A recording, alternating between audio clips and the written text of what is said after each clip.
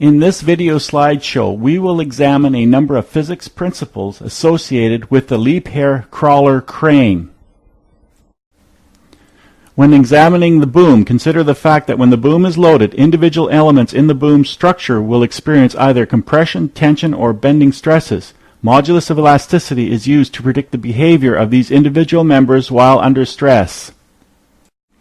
In this image, we can see three groupings of 4 pulleys each. This grouping provides an ideal mechanical advantage of 24:1.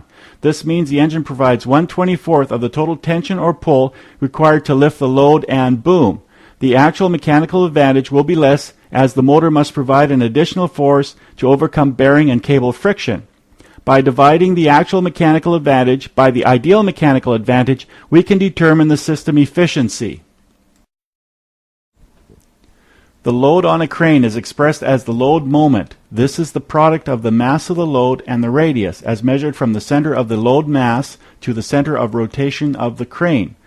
Typical values for maximum load moment range anywhere from 9,500 metric ton meters to 22,000 metric ton meters. There are a number of digital tools available to help the operator ensure that the machine operates within the safety limits as indicated by the load chart.